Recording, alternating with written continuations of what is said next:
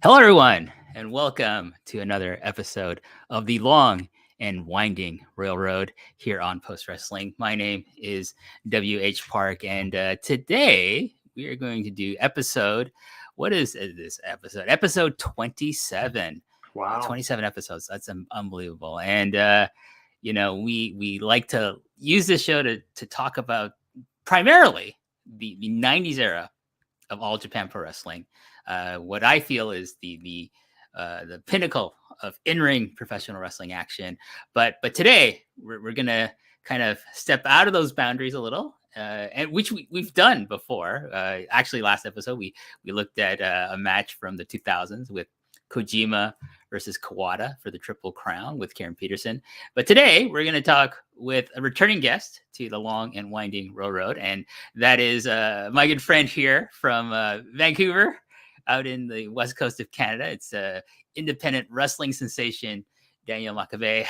Or how do you pronounce the last name? You're the one who lived in Japan for years, so I don't know. Like it's Makabe, right? But it's like, Makabe, right? So like you're I get Makabe all the time, right? So I like Makabe. I like kind of thinking you're like the illegitimate bastard son of Togi Makabe. That's where the name came from. So it's not Makabe. That's one I've gotten before. That's very wrong for sure. So that makes me laugh. Sorry. Yeah, no, that makes it sound like it's a Scottish last name, but Daniel Makabe. Makabe. Yeah. Hey, listen, dude, we ever go to Japan, like like we're there at the same time. Yeah. We just pretend you're like half Japanese or something and say. I've got stories. I feel really bad because I've had people assume that I am, and I'm definitely not. And the name was an inside joke with my friends like 20 plus years ago that I did not expect to stick.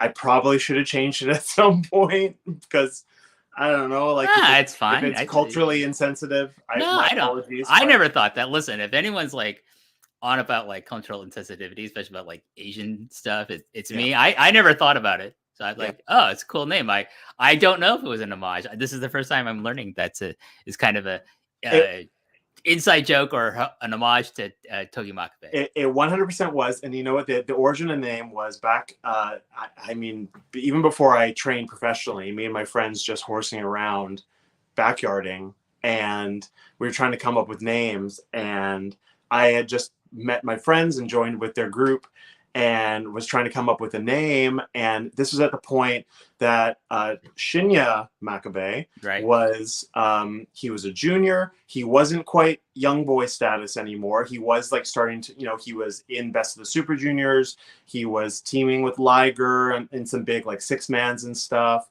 Especially like I recall in the New Japan versus Osaka Pro feud, there's a really good six-man that he's in on the New Japan side. So he's getting like a little bit of a rub, but he still has black tights, black boots, very kind of basic kind of just presentation, right? He hasn't gone off. He went for an excursion later. Actually, I have a friend who was on excursion with him in like England a couple years later. And then he comes back and does the whole, the Bruiser Brody and the Togi Makabe and the whole thing, right? But at this point, like I think he debuts as a young boy in like 97 or 98.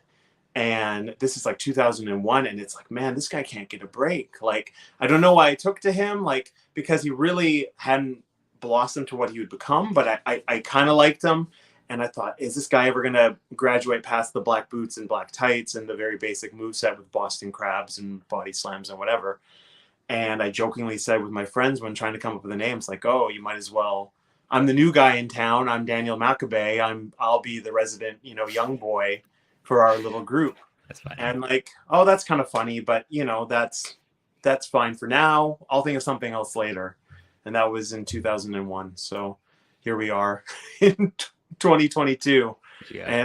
And the name stuck with me. So yeah, it's cool. I think, it stands out. No one else has a name like you. So like in a market that's undulated with like people with the name Austin or Ace or variations of the thing of that. Yes. It's like, okay, you're, something Ace or you're Ace something or you're something Austin or you're Austin something. It's just like, okay, no one's got your name. It's cool. I don't think anyone ever will. So it's all good. That's fair. I actually had someone once joke that if I ever got signed to NXT and I had to come up with a different name, I could be Daniel Takayama. But that'd be perfect. Exactly. They'll just bill you as like, oh, he's half Japanese, you know. Probably would. That would be pretty bad. So it would kind of be. Then I'd be like, hey, I DM you as like, you bet don't do that. Please do not do that. Yeah. So, but today, Daniel's here to talk about a match that I approached him. I said, hey, you haven't been on. I like to have you back on the show. What match do you want to do? And you were like, oh, are we just stuck in the 90s? And I said, no, we can delve other eras as well. Like, it's up to you. And you picked the match that we're going to talk about today. What match are we going to discuss today? Probably not the match you expected me to pick when I said like let's do 80s, right? Because I mean, there's so many legendary matches in the 90s. There's so many legendary matches in the 80s. I don't know if it's just me trying to be like a hipster or a contrarian or wanting to pick something that's a little off the beaten path. But we're going to talk about from the 1989 Real World Tag League. It is the team of Genichiro Tenryu and Stan Hansen versus Giant Baba and Rusher Kimura. And I remember thinking about this match. I was like, oh, that is like, you know, really odd choice, because when we think about All Japan work rate, even in the 80s, we don't really think about either Baba, who is, of course, the founder and promoter and president of All Japan Pro Wrestling, or Rusher Kimura, who, especially by 89, he's kind of really past his prime. And he was never really considered that great of a worker, I believe. Like, he's more of a character, and he has a lot of charisma, and that more propelled of him. A brawler. A brawler, yeah. Prime, yeah, more so. Before All Japan, he was like the main star of a company called IWE in Japan, correct, I believe. Yep. And then he kind of journeymaned around, I think, even in New Japan, and then he finally settled in All Japan Pro Wrestling. And at that point, he's basically just kind of the mid-card guy. He's even, I think, starting to do maybe going into the comedy match realm with Eric Eigen, which everyone knows him from the 90s and into the 2000s in Noah, right? Yeah. That's what I think everyone would associate with him, with Rusher Kimura. But I am familiar with parts of this match when you suggested to me, because I had done the finals of this Real World Tag League, which is Tenryu and Hansen versus the Olympics, which is the team of Jumbo Tsuruta and Yoshiki Yatsu, and which is an awesome match. But the great thing about that particular match is that it is like almost an hour long, this video on YouTube, because they include clips of pretty much every other match that the Olympics and Tenryu and Hansen, plus some other teams, have in this tag league. And one of them is the famous opening spot of this match, which is Tenryu doing a tope onto Giant Baba, and sends him basically into the guardrail. And then everyone's like freaking out. Oh my God, he has destroyed Giant Baba, because Giant Baba, for being a tall man, he is actually very he doesn't have a very sturdy looking frame. He's frail. I mean, he's frail looking. Yes, he's pretty frail, and I think that's probably a byproduct of his gigantism or whatever. By the time he's shockingly, like, I showed this match to my girlfriend, and she was like, "How old is he? Like 100?" And I looked it up, and he was only 51 in this match. But I mean, he looks every bit of older. He looks much older. Yeah, older, definitely. And he moves older for sure. But this is also a bygone era where people in their 50s in the 80s looked a lot older than people in their 50s nowadays do, right? Right. So, yeah, I'm at a testament to that. I'm gonna be the big 5-0 next month. So. Are you? Yeah. So I'm looking a bit better than Giant Baba. Oh, and I'm catching up. I'm almost 40, right? So there you go. There we are, right? So there we go. It's okay. We both look better than Giant Baba, I'd say. So no offense to Giant. I love Giant Baba, but no offense to him. It's just stating a fact. But so I've seen like clips, and I was just thinking, how do you get a good match? Like, because like the team. Let's talk about just Tenryu and Hansen. This is like a super team. This is like when, like, if you want to talk about American wrestling in the 80s, this is like when Dusty Rhodes teamed up with Nikita Koloff. That's That is like superpowers, right? It's the superpowers. It's like Hogan and Savage teaming up. This is like the stature that these two men were on, and they formed this tag team in '89. And it was I was like, what? And then so like I'm thinking, okay, they're gonna have a challenge with some of the other teams in this tournament, which I'm gonna list all the teams that were actually in this league because it's a pretty interesting like league. I haven't seen all of it. Yeah. There is apparently like on IVP videos, they have 3 discs of this entire tournament that I might eventually come across, eventually get around to picking up. If I do, I'll let you know. And share some footage maybe if that happens. I'm not saying I'm going to do that, but it might happen. But anyways, we're all friends here. Anyways, part of this match comes out of the 1989 Real World Tag League that featured 10 teams. It was held from November 17th to December 6th, and was also not just a tournament. It was also to decide the vacant World Tag Team titles, which they tended to like vacate the tag team titles tournament time every year. They did that every year till like 92 or 93. It was a recurring trend, which I don't know if I like it or not. I kind of like it, but I kind of feel, I don't know. It's kind of a bummer for the team who has to vacate. Yeah, it's like, well, yeah, I think I always believe like a tournament should determine a contender for a title match on a big show, not the actual championship, unless it's already been vacated for other reasons. Correct. Yeah. But let's talk about these teams. So we have Hansen and Tenryu. We have the aforementioned Olympics, Tsuruta and Yatsu. We have Baba and Kimura. We also have the British Bulldogs, Dynamite Kid and Dave Boy Smith. But, like kind of past his prime, Dynamite Kid just kind of barely holding on at this point. Yep. This is a hell of a team. Abdullah Butcher and Tiger Jeet Singh. Here's a better team. The Can-Am Express, Doug Furness and Dan Crawford, amazing.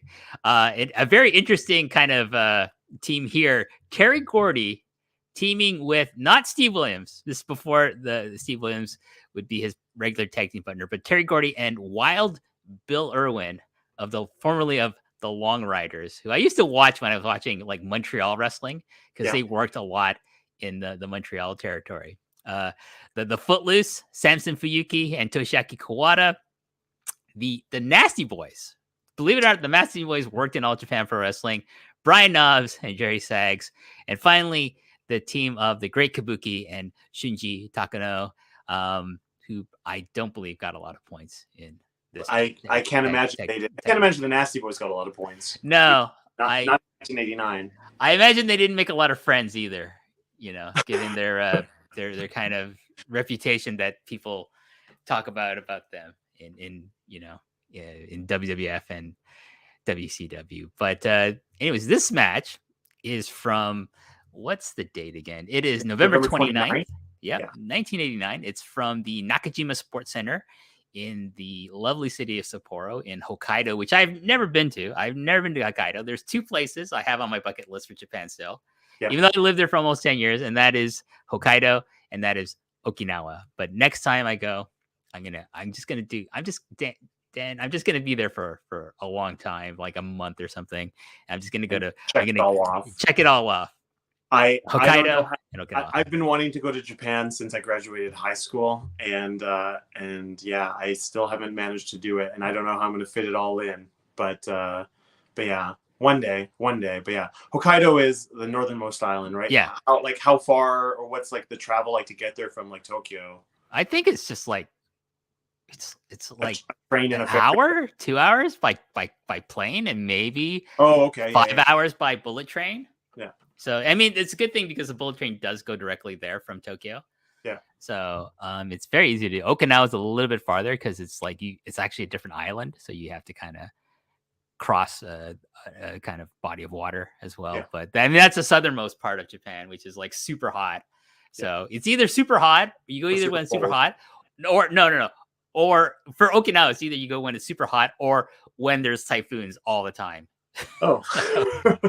Okay. So Hokkaido is great because it's kind of, the climate is more like Canada, or like particularly like here in Ontario, like they get snow and minus degree weather down there. So it's like, I could probably live in Hokkaido. And it's much more comfortable in the summer than most of central Japan, which is like just disgustingly humid and hot. That's what all I've the heard. time. Super humid. You heard about like some of those G1 tours, like in the '90s, and like a lot of the buildings don't have air conditioning. So, yeah, I can only imagine what it was like to wrestle in those buildings. But Now I think probably all those buildings have air conditioning, yeah. air conditioning, except for Sumo Hall. It has air conditioning, but let me tell you from experience, the air conditioning in the summer is not good. I refuse to ever go back into Sumo Hall in the summer. Winter, no problem. I'll see a show then. Yeah. Summer, you're likely never going to see me back in Sumo Hall. No G1 climax. That's no. Yeah. Budokan, no problem. Great air conditioning in that building. And so we're looking at the day 12 of this tournament. The attendance is listed on Cage Match as 4,800, and I can believe it. This crowd is very, very vocal, and it sounds like very, very full in this building. And Absolutely, the heat in this match is unreal, and we'll talk about that as we get into it. But I also want to run down this card with you. Yep. Because I thought it was pretty funny looking card. To start off, our opening match is a singles match where Mitsuo Momota defeated Tsuyoshi Kikuchi in 8 minutes and 43 seconds. So Kikuchi's kind of still a young boy. That would probably be really good. I recently watched. I almost suggested this. I thought it was too obscure. I watched a Momota versus Masafuchi junior title match from 1989 recently. That was really good. Like, I'm not even just saying that. It was unbelievably good. But I've been on a huge Masafuchi kicks lately. So right. I mean, Fuchi's just, especially when he's still like, this is his prime, basically, like in the late 80s. He's amazing. Another singles match follows. Isamu Taranishi defeated Haruka Eigen in 10 minutes and 15 seconds. Following that, Mighty Inoue defeated Richard Slinger, the cousin of Terry Gordy, in 7 minutes and 48 seconds. I think Richard Slinger is like one of the few foreigners to be entered into the All Japan Dojo and train there. Oh, I guess if you count Mauna Kea Mossman, he's definitely But otherwise, yeah. But this would be before, I think, Kea. Oh, that's way before Kea. Yeah. I can't think of any other ones. There might be some, but yeah, I think Tenta did some training. John Tenta. Oh, Tenta absolutely did. Yeah. Tenta yeah. Sure. But I think Richard Sling was one of the first ones because of probably Terry Gordy got him into the dojo. Yeah, for sure. Masa Nobufuchi defeated Yoshinarigawa in 12 minutes 43 seconds. That would be a good match. Yeah, because Ogawa has always been good, even as a young boy. He's very young here for sure, but yeah, he has been always. He's someone who was, I think, low rated, especially in the '90s, because he was outshined by, the greatest wrestlers of all time being on the same roster as him, right? So, also he's a junior, and like Baba never really put a spotlight on junior heavyweight wrestling in his company. Tag team match. This is interesting. The Nasty Boys defeated Akira Taue and Kenta Kobashi in 11 minutes and 54 seconds. Interesting. I mean, this is like when both guys are still young. They're both really young too. Yeah, they're both really young. Yeah, not in the tournament, obviously. So, Bill Irwin and Terry Gordy defeated Isao Takagi and Shinichi Nakano in 9 minutes and 50 seconds. And then our World Tag League matches are Takano and Kabuki with 2 points defeated the Footloose of Fuyuki and Kawada, who had 3 points in 17 minutes and 2 seconds. The British Bulldogs defeated Abdul the Butcher and Tigerjeet Singh in 8 minutes and 23 seconds. The Olympics defeated the Can-Am Express in 18 minutes and 4 seconds. I got to track that down. That would be good. That would be good, right? Good, yeah. And finally, the match we're going to talk about is our main event: Tenryu and Hansen versus Baba and Kimura. Okay, so I don't know, with some background, I guess, like in my notes, I kind of talked about this already, that Baba and Kimura way past their primes at this point in history, and are usually doing comedy tag matches on the undercard. And Tenryu and Hansen are like this dream super combo for this tournament.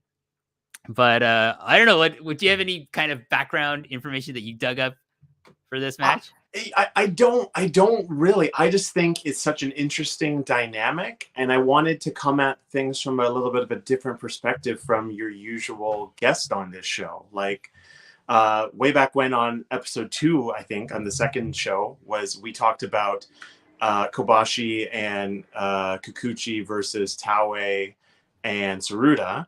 And I thought for a second, I remember way back when you even said, oh, we should come back and do the Kobashi and Kikuchi versus Can-Am's match, because that's such a legendary match. I don't think have you done that yet? Or I haven't done that yet. I think I have someone in mind for that. Who's called dibs on it? Yeah. I thought about that for a second. I thought, oh, that would be perfect. You know, it's been a couple of years since I've been back, and we can talk about that match. It's such a legendary match. But I thought, I told you, you know, I wanted to talk about some names that you hadn't featured on the show before. And I don't know if you talked about any of these guys on the show, maybe Hansen, but Tenryu's not around in the 90s. And I can't imagine Baba or Kimura coming up. So no. So with Tenryu, I with the primer episode, which was about the formation of Triple Crown, he's definitely talked about in that. That makes sense. Yes. It is kind of a shame that, you know, like we don't really get to talk about Tenryu that much, because I love Tenryu. I think he's one of the greatest of all time. Yep. And so any excuse actually to talk about Tenryu, I'm all for it. So yep. Like I was like, yes. And I've been very, very curious about this particular match, because it is such an interesting pairing, and then you look online and see what other people think, and my God, people go like crazy with the praise for this match. And I was like, okay, and I'm gonna find, I'm like, without going kind of reading too deep into why, I was like, okay, this person really liked it. They give it 10 on Cage Match, or, you know, it's like rated this many stars with some other people. And I'm like, okay, let's see what. And then I watched it and I was like, oh my God, I can see why. Because, you know, getting ahead of myself a little bit, I think when you watch this match, and I would assume most people who are watching us talk about it have watched this match, it's like, this match is like the perfect, like, textbook, like, example of how you get heat on a tag team, like, and how you get heat on two different members of the same tag team, and also at the same time, and how you build a hot tag. It's like, my God, the hot tag, like, is just that. It's unbelievable, because this crowd, when the hot tag comes in, when the first hot tag comes in, there's only one tag. There's only one tag, right? There's only one hot tag. Yeah, sorry. Like when this hot tag happens, Nakajima's Sports Center just goes absolutely crazy. It's unbelievable. It is up there with like some of the biggest pops. What, we just lost Daniel here. We're getting him back here. Okay, you're back. Good. We're good. It's up there with like some of the greatest pops in the history of All Japan. Like, you know, like Misawa beating Jumbo, you know, Kawada finally defeating Misawa, Kobashi winning the Triple Crown. It's up there, and we'll talk about why we're gonna go through this match. But we should just go through it. Absolutely, right? Absolutely. Right. I mean, I'll just kind of lead in and say, I think it's like the two big stars of like the 60s and the 70s versus maybe the two biggest stars of the 80s. I think that's like an interesting kind of dynamic too that you get, and yeah.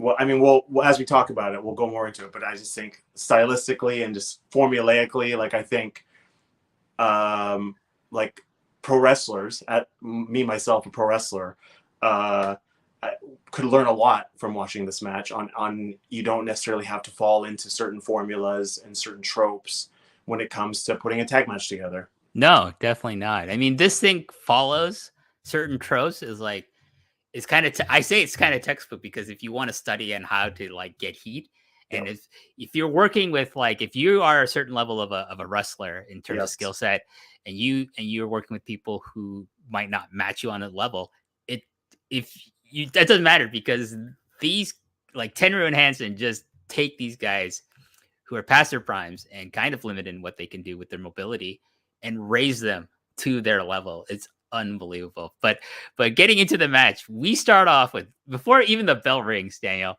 holy shit, Genichiro Tenryu decides that he's going to like kind of precursor his eventual departure from All Japan, metaphorically, by and doing kind of like waylaying Giant Baba that way by topeing him, by doing a tope suicida before the bell rings as Giant Baba is making his way to the ring. He doesn't even get on the apron. He's still in his robe. Tenryu does a tope through the ropes, and it drives Giant Baba down, maybe to the guardrail, but he's down, and everyone ringside is going nuts because they're seeing their paycheck like go up in smoke. They're like, "Oh my god, is he okay?" Because he's the guy who signs all our checks, and they just rush over to see if he's okay. And this crowd, right off the bat, before even the bell rings, they're going nuts because they've never seen anyone do that to Baba. Yeah, and from personal experience, I've had a promoter here in Canada who said, one time I asked him, like, how would you like me to start my match? And he said, I think it would get really hot if you just jump the guy right off the beginning and dive out onto him. No one would expect it in this kind of stylistic match. And here it works. It's the same thing. Who would expect Tenryu to dive out onto Baba? I'd like that you referenced the metaphor of, what was it? It's less than 6 months before Tenryu's gone, right? Yeah. Early 1990, and he's off to SWS, and yeah, I don't know, there's 5 or 6 young boys all in the matching tracksuits who are tending to Baba for 5-10 minutes, something like that. I don't know. It's a while. I'm sure it feels like an eternity for Rush Kimura, because now this has now become a handicap match, because now Rush Kimura is in the ring by himself with both Tenryu and Stan Hansen, and I have my notes. Oh my god, he is fucked. Because these are two of the stiffest wrestlers in the history of wrestling, let alone All Japan. And Rush Kimura, how old is Rush Kimura at this point? I didn't look. I think he's a little younger, but like he's right around 50 as well. He's right around 50, and he's going to be in there with Hansen and Tenryu. He looks a little bit more spry. It's funny though. You can tell who pays the checks though, because don't get me wrong, they give it to Baba. There's some pretty hard chops. There's one sequence in particular where they take turns chopping Baba, but you could tell that they're like, okay, Kimura, you can take a little bit more of a beating than Baba can, because there's some real hard lariats, some real hard kicks. Like, they do not take it easy on Kimura. Not whatsoever. So Tenryu basically starts the assault by attacking Kimura with chops and stomps. Hansen bludgeons him with stiff forearms and kicks, but Kimura, he's a tough dude. He's like shoe leather. He valiantly fights back with the only thing he can really do, which are headbutts. So he starts headbutting Tenryu, grabbing his hair and trying to exact revenge for Baba. There's a bulldog by Kimura for a 2 count. Unbelievable. Hansen tags in, but Kimura has headbutts and an eye rake waiting for him. This is a very simple offense, but my God, it works for this man, for Rush Kimura. I'm all about minimalism, and I'm all about maximizing minimal output, right? And like, if you were in there with those two and you had the skill set of Rush Kimura and you're that advanced in age, you throw what you can. And the man made his living on headbutts, so you throw headbutts and they're effective to a point. But yeah, that's kind of his bread and butter, and that's what he does to take it to those two. For a little bit of variety, though, there is a lariat by Rush Kimura on Stan Hansen. I remember that. And Kimura tries to open up Hansen with these punches. It's weird. This is the point in the match where I feel like Hansen's just like, what do I do with this guy? Because he looks very confused in this point of the match with Kimura being on the offense on him. Because I'm sure usually like Hansen's the one dominating him in tag matches or whatever. But it also comes kind of across like in the kayfabe sense, like I can't believe this guy's still fighting back. I like everything me and Tenryu are doing isn't keeping him down. So there's kind of that as well. It's like kind of like if you kind of want to keep it kayfabe, in the way you want to watch it, it's like, okay, he's really like throwing them off their game now because they don't expect this kind of retaliation from Kimura onto them. Yeah, and that's what leads to kind of things escalating, right? Honestly, and that's.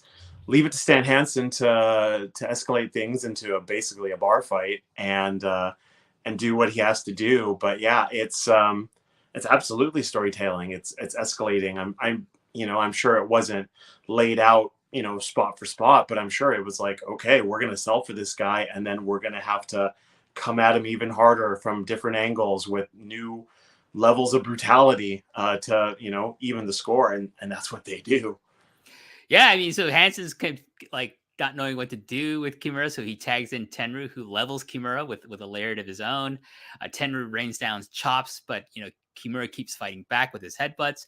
The crowd are into this fight and start chanting Kimura's name, which is like, it's just great to see, because I would assume that he doesn't get that many chants of his name, like Probably this, not this not raucous, right? This loud. Yeah. Tenryu hits his signature enzigiri, which I love. I like how it's kind of like just comes across. He doesn't do it like most other people do, like how Owen Hart did his, or how like someone like Kawada would do one, or Jushin Liger or something like that. He just kind of does like kind of a hooking version of the enzigiri. I refer to it as an old man falling out of bed, but it's literally, he doesn't even leave his feet really until like the last possible minute. Once the one foot has gotten up high enough to make contact, then he leaves his feet. It's not even really a jump. It's just kind of there's a kind of a crescent motion. It's beautiful in its kind of earnestness, I guess. It's because it's not really beautiful, but it works, and it's distinctly Tenryu. Like, it's definitely, I've never seen anyone else try and do it like him. So I don't think it would work for anyone else. I think because he's just like, I like this move. I'm gonna do it. I'm gonna do it the way I can do it, and he doesn't try to be something that he's not, which is fine. It's one of the great things about Tenryu. He has such a great simplistic moveset, but it's so effective because his timing in everything he does is so good. So from here, Hansen comes in and tosses Kimura to the outside, and this is the escalation you're talking about, Daniel. He bashes Kimura's head into the railing, which is probably what causes Kimura to bleed, but maybe not, because there's more. The big Texan then sets up one of those Japanese folding tables, which don't have much give, and as far as I know, they are not gimmicked back in the 80s. I don't think so. And he proceeds to ram Kimura's head into this table. Tenryu then throws a table into Kimura's head, and Hansen does it again, because why not? He's Stan Hansen, and he's known for this.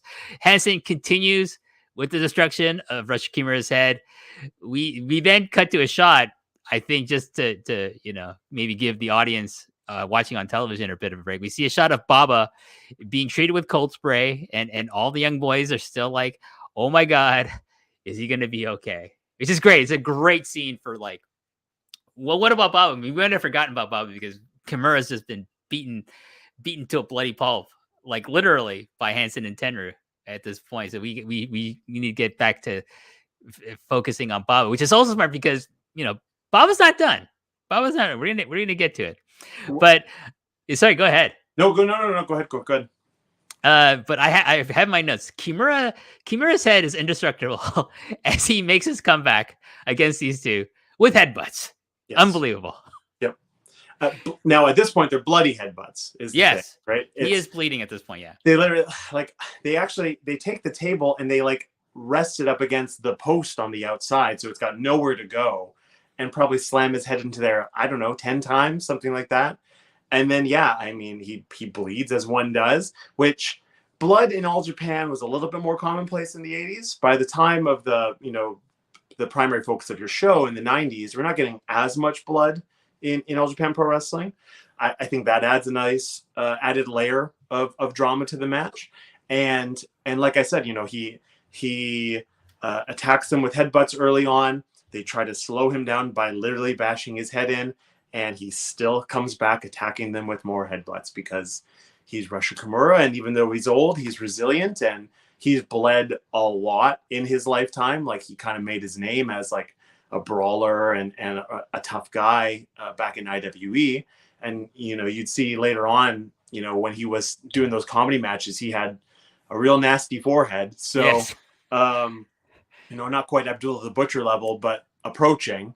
And so I can't imagine it really. He probably didn't even blade, honestly. It's probably just scar tissue and impact on that table got him going. And I mean, it is it's pretty brutal to watch. Like Yeah. him being rammed into like this table constantly by Tenryu and Hansen. To the point is, it kind of reminded me of like the match that Nigel McGuinness has with Brian Danielson. Oh, With I mean, the I'll take wood over steel any day Oh, as yeah. far as getting my head rammed in. But yeah, it's approaching that level of extreme for sure. And like, there's no hands up. Like Oh, it's no. it's Not Russia Kimura. No, he'd be No. like, nah, fuck that. I'm gonna go straight into this this brutal. table. Yeah. And then no hands up as he's making his comeback, and more headbutts. Just trying to get back to his partner, who, yeah, we do see him getting the cold spray on the floor. There's also a moment where they cut, and he's still got the robe on this whole time. That's the other thing. And one of the young boys has got, I don't know if he's got like a compress or something, but he's like massaging his like rib cage, and I just thought it's so lovingly. But obviously it's his, it's his sensei, it's his, it's the Well, he's leader. their father too. Like Yeah. he has adopted most of this roster because he didn't have children of his own, so he thought of his wrestlers as his kids. So especially at that age, they're probably like, maybe they're like, oh, this guy's essentially our dad. Yeah. Strict dad. And he got steamrolled by Tenryu. By Tenryu. So Kimura's making his comeback, but Tenryu cuts it off, and it's back to being a 2-on-1 beating on Kimura. And this is a masterclass from Tenryu and Hansen on getting heat on an opponent. This has been a handicap match, Daniel, and it's just great because it's not boring. This beating. No, Kimura gets his comebacks, they sell for him, and then at the right time they cut him off, and then they just take turns brutalizing him. And it remains entertaining because if you think of a squash match, like sometimes someone's dominating another person in a wrestling match, it's not always interesting all the time because it's like, okay, it's just they're just dominating. There's no drama to the match, but this has drama for the entire time that Kimura's getting beaten, coming back, getting beaten again. It's kinetic, and that's where a lot of people nowadays, like I've seen way more than my fair share of boring heat segments, not just in tag matches, but in singles matches as well, because you don't have a kinetic babyface or person selling, working as the underdog, whatever you want to call them. But like Kimura is, it's very similar to, what people refer to as the Ricky Steamboat rule, right? Ricky Steamboat was big about never giving an opponent, 2 or 3 bits of offense before he would even throw a punch, some form of, you're showing life. And I do that now when I'm teaching younger wrestlers. I will make an analogy to UFC or any kind of real fighting. If someone is stagnant, if someone doesn't move, if someone's not responsive, the fight's over, right? The referee stops it because they're not defending themselves, right? So why in this simulated form of a fight, why would we not defend ourselves? Why would we not even just attempt a comeback? You don't necessarily have to be successful at it, but you at least have to show that you're in this fight. You're still attempting to make that tag or muster enough offense or whatever it is, right? So I just think that can be a lost art at times, and I think Rusher does a really good job, and they do a great job. Like they sell, you would think these two guys, Tenryu and Hansen, as big of stars as they are, as tough as they are, they obviously don't have egos when it comes to selling for these legendary wrestlers from the previous decade, because a lot of people would sort of, they'd look at Kimura, they'd look at Baba and go, but they must have the reverence for these guys because they really did pave the way, and they were stars of a bygone era, and they recognize, like, maybe one day we'll be in this situation and we'll want people, the younger generation, to sell for us. So, they do just such a good job of ebbs and flows and ups and downs, and they really do have just an interesting, I hate handicap matches, and this is essentially 2 back-to-back handicap matches, and both of them are just so completely enthralling and exciting the entire time. I think also we should mention, like, Rush Kimura's facials are unbelievable. He has so much personality just from the pain that he exhibits on his face, especially when the blood comes out. But the struggle that he will not, you're gonna have to kill him to basically stop this match, like for you to beat And I him. would believe that Oh yeah, he gets that across, you know. it's the facial expressions are so important. Like I think Baba must teach something in the dojo about facial expressions, because you got like so many great people who have facial expressions in All Japan. Like, you know, in this case, it would be like Kimura, but not that he was trained in the All Japan dojo, but maybe he taught facial expressions to people like Kawada or something like that. Well, and like Kawada and Kobashi are both all timers when it comes to that stuff, right? So, I mean, there's definitely that's something that was passed on. Absolutely, I have to imagine. From this point, Tenryu lays the boots to the cut on Kimura's head, just being a vicious bastard. Baba finally rises from his prone state on the ground, and this crowd is electric. Just goes completely electric to see that he might actually be part of this match. That he's okay, because everyone loves Giant Baba.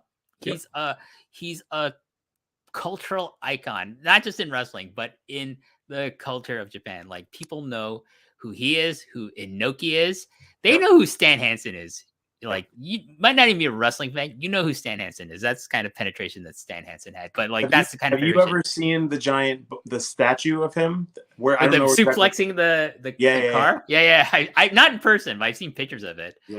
That's on the bucket list too. Okay, see that statue in person. We're gonna go to Japan. We're gonna see all these things. So. I'm gonna go see the whatever new life-size Gundam they have in Tokyo, Odaiba, and then we'll go wherever the statue is and get some ramen or yakiniku. It'll be fun, my friend. But yeah, this so he gets up. Tenryu runs Kimura's head into Stan Hansen's elbow. There's a shoulder tackle by Hansen. Hansen kicks Kimura in the head, because why not? Tenryu stiff chops him to give a bit of variety to the assault, because it can't just be kicks. You got to chop him. And I love Tenryu's chops. They are so loud, and he's up there with, like, for me, like Kobashi and Kensuke Sasaki throwing chops. It's just like, and it's a crisp sound.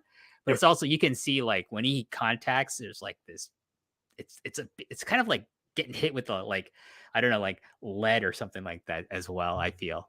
He's an all-timer, and those chops are absolutely hard. And I think he's like, I've never, seen him live, but I think he's like, you kind of low rate. I think he's a really big man. Like, I get the impression, he was a former sumo, but I think he's got a lot of power to throw behind those chops, I mean, he's I think of similar size to Jumbo. Yeah. I mean, Jumbo's a big dude, like, for a Japanese guy. Big Japanese guys, right? So yeah. Yeah. So Baba is finally on the apron, and the crowd intensity rises. Tenryu sees this and keeps kicking Kimura in the head. And as Hansen goes for a cover, Baba comes in, like, not into the ring, but he just puts his leg through the ropes and stomps on Hansen's head, and it pops his crowd, because they're like, yeah, Baba did something. Baba is all fired up. This is great. This is one of my favorite parts, is all fired up from the sneak attack from Tenryu and the mugging that Tenryu and Hansen have been perpetrating on Kimura throughout this entire match. And he wants to get in. He wants to beat the shit out of these two. At one point, Tenryu and Hansen just keep assaulting the cut on Kimura's head with elbows, knees, and stuff. So that's their focus, not just, like, his head in general. They're focusing on the cut on his head. They just want to make him, like, pass out from blood deprivation or whatever. I'm at a loss for words. That's how great this match is. But at one point, Tenryu drops his top rope backwards elbow for a 2 count. Tenryu hits his enziguri and decides to chop Baba on the apron. And now Baba is even more pissed than before. And this crowd really, really wants to see Baba in this match. And it's great. We're building the kettle's about to boil. We're getting to that point where we're gonna get that hot tag, and everyone's just gonna come unglued, and yeah, it's a really nice, like, natural progression, right? We have like, Baba sells that tope forever, but then he doesn't just, he's back on the apron and he immediately gets in, like. But he's also rubbing his side as well. Like, he's still selling it, and he's back on the apron, but like, Kimura needs to find an opportunity to get to him. Like, I think it's not instant gratification, right? We make the people. It's like, I don't know, storytelling back in the day. It paid off. people had more patience, I feel. And, But I do think there is, like, with Tenryu going to sneak attack Baba on the apron, yeah. that adds that dynamism and, like, you're the kinetic aspect that you're talking about here. Yeah, and that's like a classic, Southern style tag thing, where if you're getting the heat on someone and you try to go the other guy in, or hit him off the apron, or I say Southern style, but it became a thing in all Japan very Yeah. much, for sure, that they used all the time. But yeah, that just prolongs the inevitable and just builds anticipation. And certainly this crowd were just eager to finally get that tag.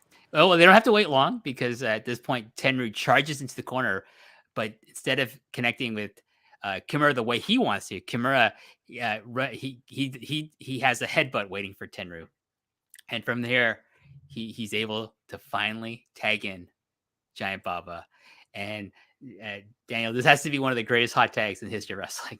I'm not being Certainly from a 50-year-old hyperbolic. man, I think it's up there.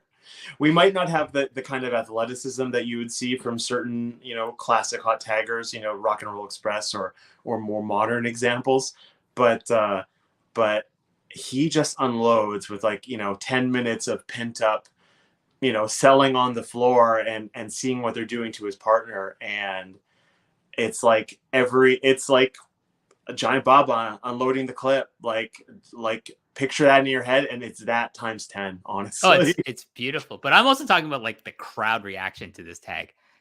It's Yep. pretty amazing. It's honestly, yeah, it's great. And it's like, how often do you see this guy, especially at this point in his career, in this scenario, like where they really do this masterful job of building anticipation in the crowd, so when they finally get to see him, like, he is a legend, like you say. And he's someone who kept himself on the shows, but really, by this point, he's not working a ton of main events, and it's almost like a homage to foregone, like times where he was a main eventer and he was a superstar, and maybe we're gonna get to see him do it again, for old time's sake.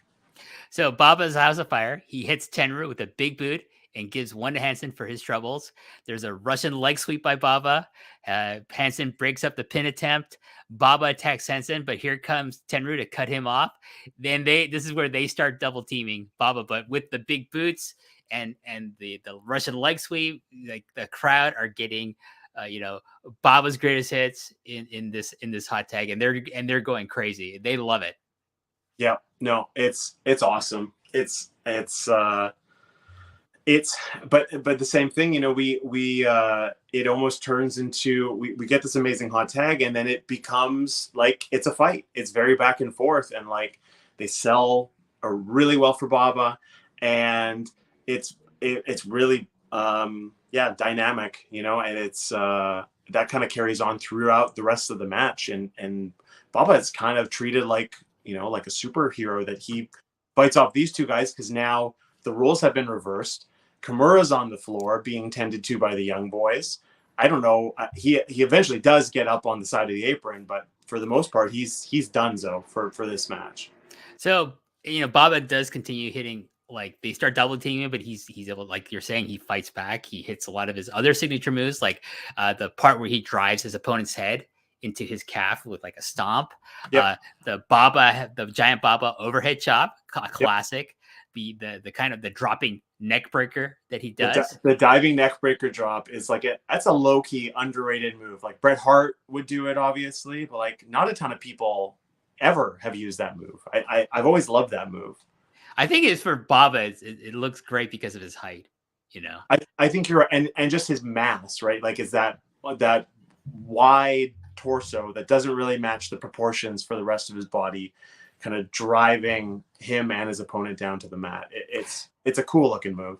Yeah, Hansen is able to cut off this comeback because he starts attacking Baba's bad ribs with a chair. Yeah. Baba gets the abdominal stretch on Tenryu, and Hansen comes in, breaks it up to a chorus of boos from the fans. They don't want to see their beloved hero Giant Baba be treated this way, with bad sportsmanship on the on the part of Stan Hansen here. Tenryu slaps the bad ribs, and Baba comes back with another overhand chop. Hansen tags in and goes for the ribs as well. So now it's like, first they targeted Kimura's head and then hit the cut on his head. And now beautiful psychology. Just, we got the ribs on Baba. Let's go for those. It's a masterclass. Honestly, it's just so, and at the same time, like, it's not, I don't think it's obvious or, overt. Like, yes, that's what they're doing, and that's the selling that's happening, but it's not this like melodramatic, the selling is very natural and subtle, and like, you could watch this match and not even really notice like, oh, that's the story of this match. You just be like, well, these two guys are just kicking this guy's ass. But there is this little, this added layer kind of woven through that. It's just smart. It's, that's what makes, that's what takes a good match and makes it a great match as far as I'm concerned, just added depth that you pick up upon repeat viewing. So there's lots of back and forth between the Tenryu Hansen team going for Baba's ribs and Baba each time valiantly fighting back with his signature offense. And each time he hits a signature move, it pops the audience every time. They love it. At one point, they hit a double shoulder tackle and then double suplex him. Yep. And then hit an awkward looking spike pile driver. And I think at this point, the crowd are like freaking out because, oh my God, he is taking these types of bumps for these guys. Spike pile driver's big. They don't, luckily they don't really get all of it. I can't imagine holding up Giant Baba. Like, that's a big, heavy frame. And Tender's a strong guy, obviously. I mean, he gets him up a little later on, spoilers, but holding him up for a pile driver, waiting for Hansen to jump off. They don't fully get the full spike, luckily for Baba's sake, probably, but still, that's a big move for someone like that to be taking and kicking out of. So you gotta imagine that this is these moves that he's taking from them. This is all his idea, because like I can't see Tenryu Hansen suggesting, "Hey, can we do these to you?" He's probably like, "Oh, do the double suplex on me, and hit me with a spike pile driver." I have to imagine he's in the back saying like, "Okay, we're really gonna make the people have a memorable moment." When's the last time you saw Baba take a beating like this? I think. I'm sure he felt it the next day, but like he knew this was going to be a special match. And there was one moment, like, I just love how good they work as a tandem. Like, we need more Tenryu and Hansen. Like, honestly, their run as a tag team is too short because they work so well as a team. There's one moment where they take turns like chopping Baba in the ropes, and Tenryu's naturally right-handed and Hansen's naturally left-handed. So they're throwing them from either sides with equal force. That segment ends really beautifully with Tenryu running into a Baba boot and selling it like amazingly, like spit goes flying in the air. And then there's another moment where they take turns just trading elbow drops on this poor guy. Like, cannot get up. And they probably hit, between the two of them, 10 elbow drops in succession. And it's just like, these are big guys moving at like a clip. And I want to see more of them. Maybe the secret is having to track down more of that real world tag league. I mean, the finals is great. You know what? I watched the match they had in Cork and Hall. Yeah, it was Hansen and Tenryu versus Saruta and a young Kobashi, and it's awesome. It's on YouTube. It's easy to find. I was just like, oh, I'll watch a bit of this and finish it later. I just kept watching it. It was that good. Great. I will watch it.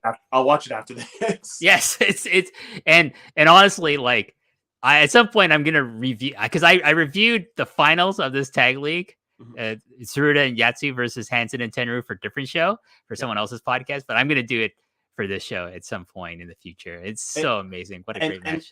It's a great match. Like, it gets kind of overshadowed because the 88 finals is what everyone talks about, which is, Tenryu and Kawada versus Hansen and Gordy. Yeah. Some people say is the best, match in the 80s for all Japan, right? So 89 gets overlooked quite often, right? But it's just as good. It's a great, I think like Yoshiaki Yatsu will like blow people's minds, because I don't think he gets enough credit for what a great, amazing wrestler. He was such a good wrestler. Great team with Tenryu, great team with great team with Choshu. Choshu, yeah. Choshu, and great team with Saruta, and I mean, I certainly didn't have a frame of reference for him until I got deeper into my fandom, because when I first started watching Japanese wrestling, he was running his own promotion, the Social Progress or whatever the independent was. He was basically a glorified jobber in Pride, losing to our fellow Canadian Gary Goodridge, and taking just like horrific beatings in the process. So, and subsequently, like I think he's lost a leg, maybe. He's lost a leg, but he's still I've seen wrestling. him walking with a prosthetic, and he's wrestling with a prosthetic in DDT. That's crazy. It's amazing. That's crazy. Yeah. Hopefully he's doing okay. But yeah. Anyways, underrated wrestler. He's running underrated. Very underrated for sure. But back to this match. Tenryu and Hansen keep the hits coming because they hit a power bomb double team, and Baba goes down. At one point, Kimura grabs Hansen by the leg, as like I think Hansen's shooting into the ropes. Yeah. Hansen and Kimura sees his opportunity to try to help Baba by grabbing by the leg to prevent him from, I guess, hitting the lariat. Yep. But Hansen frees himself and decides, hey, Kimura, fuck you. Hits him with this sick-looking Western lariat that, I think this is what knocks him down to the ring, back to the floor again. Yep. And then Tenryu hits another enziguri on Baba and hits the ropes twice to charge at Baba. But this is great. He hits one side of the ropes, hits the other side of the ropes because he's like building up speed and power. But as he's about to hit Baba, Baba is ready to hit him with his big boot, and it's glorious. Yep. And that's the spot that they actually go to it twice. The first time, Tenryu just kind of runs in, eats it. Second time, he tries to build up a little more momentum and still eats it. So it's great. Yeah, it's amazing. And am I incorrect? Does Hansen come charging in shortly thereafter? Or so Hansen's going for like a lariat, like close to the ropes, because Baba's close to the ropes, but Baba ducks under Hansen's lariat, and this sends Hansen all the way out to the rope. And I was like afraid he was gonna like land on his head from his own momentum on outside the ring. He's shockingly, I mean, into the 90s, he was doing topes. He was, still pretty agile for a very big man. But yeah, he takes it. It goes flying over the top ropes to the floor, and here we are. We're left with, the owner of All Japan and one of the biggest stars of All Japan, Tenryu and Baba, left in the ring to duke it out. Yeah, so Tenryu's attempting to do another power bomb on him, this time by himself, but Baba is able to backdrop his way out of this. But Tenryu holds on. So like he kind of backdrops it, but Tenryu keeps his grip around Baba's waist. It's amazing. He rolls over and rolls through it, I should say, and then he hits what I say is a terrifying looking power bomb that almost turns into like an early version of the Ganzo bomb. Not quite, thank God, or kind of a early version of the Tiger Driver 91. Doesn't hit that either. Thank God for Baba. But I do make a note that this looks like it's an inch away from breaking Baba's neck, this power bomb. Thankfully for Baba, because he's so big, there's not the kind of force that we would associate with the Gonzo bomb or the Tiger Driver 91, where it's like just like up and then driving straight down. It's like power bomb doesn't quite get him to where it is. It's a nasty angle, don't get me wrong. He lands him basically just right on his neck and folds all of his body weight over. Even if he hadn't dropped him from a height, I think he wasn't kicking out just from the, his entire weight and Tenryu pressing down on him, right? But yeah, it's the first time I ever saw Giant Baba take a powerbomb, certainly. Yes. So maybe the only time. Like I can't think of him doing too many, especially post 89 at this point in his probably in his not. life. Yeah, it looks like it would keep him down for a 3. Yeah. And it does. 1, 2, 3. Genichiro Tenryu has pinned Giant Baba in 20 minutes and 22 seconds. Tenryu is the only Japanese wrestler to have pinned Giant Baba in any kind of context in an All Japan ring. So singles, tags, whatever. He's the only Japanese wrestler to ever done this. In this match, or had he done it before or since? This is the only time? This is the only time any Japanese wrestler has pinned. I didn't even have that context. So that's amazing. Like I'm discovering this now. I didn't even realize. Okay, so I picked a great match for this show. Yeah, historically, it's very important because this is the prelude to 6 months later, Tenryu's going to leave All Japan to form SWS, and then after that folds War, and then he becomes a journeyman, and he ends up in New Japan for pro wrestling for a while, and he in New Japan he pins Antonio Inoki, and he is the only person, only wrestler in history to have pinfall victories over both Giant Baba and Antonio Inoki. And like, I mean, I don't know I think that alone, forget the fact that he's such an amazing wrestler and has been part of so many great matches and helped really launch a lot of careers in wrestling. If you think about like just from War alone. Yep. But to be able to say, I hold victories over pinfall victories, it doesn't matter tag or singles. Like Baba said, you're going to pin me.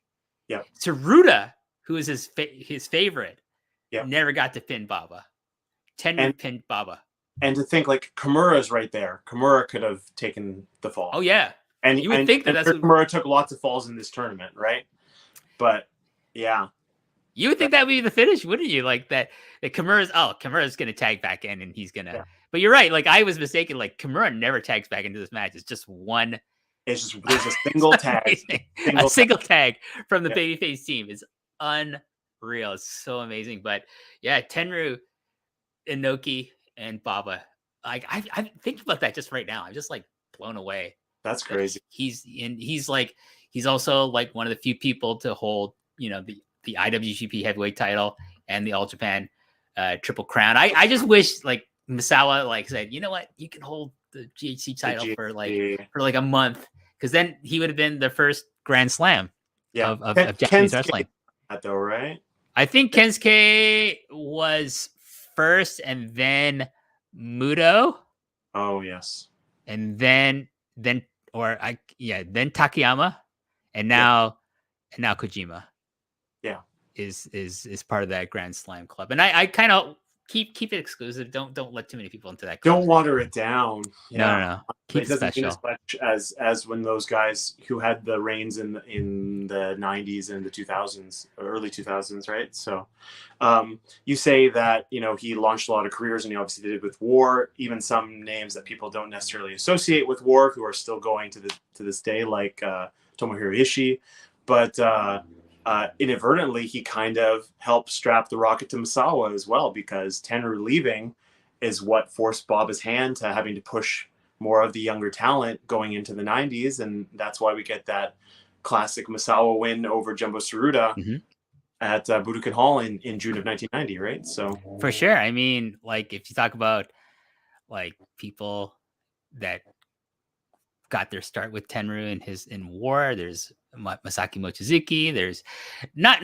kind of, I still think even like Ultimo Dragon, even though he had a career before, but like being in War and having the matches with Chris Jericho got his start in Japan with War. Same with Lance Storm.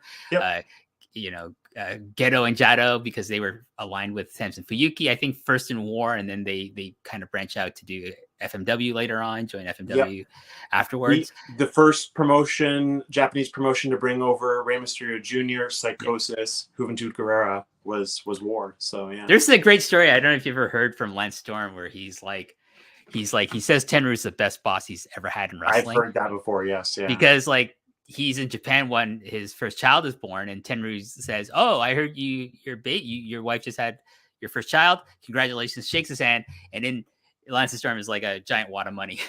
Yeah, that's the kind of guy he was. But I have a little surprise that I actually dug up for this. I was going to show before we get off the subject of 1980s All Japan, but I don't think I've ever shown this like online, or I've never taken a picture to post on Twitter, but I dug it up. This was something that years and years ago I was at a friend's house, and they had this just hanging up in their bathroom and didn't understand the context of it whatsoever. And I said, you have to give this to me.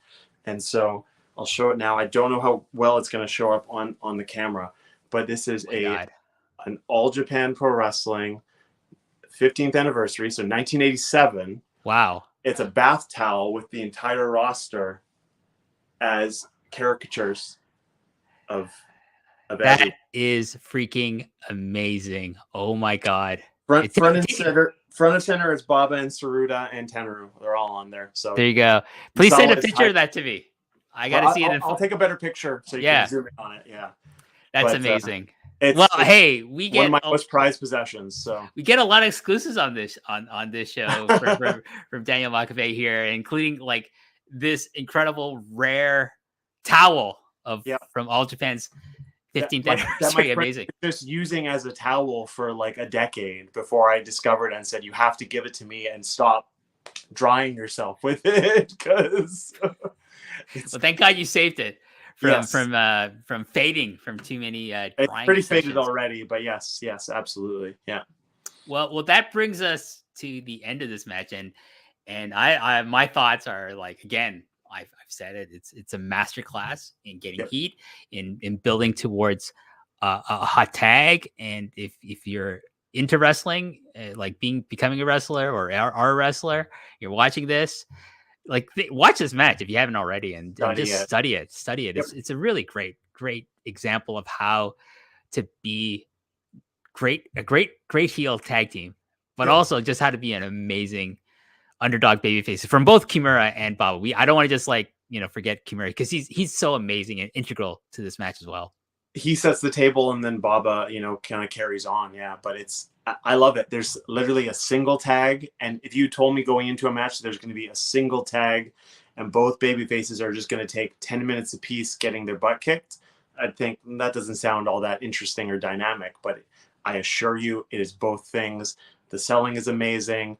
The heat is amazing. The psychology is amazing, as we've gone over, and it's an underrated match, and people don't talk about it as much. So I figured, you can have your 6'3" 94s and your 6'9" 95s and your 12 6 96s, which is my personal favorite of the lot. We've already done that match with Brendan Thurston, but I'll take this underrated tag match from 1989.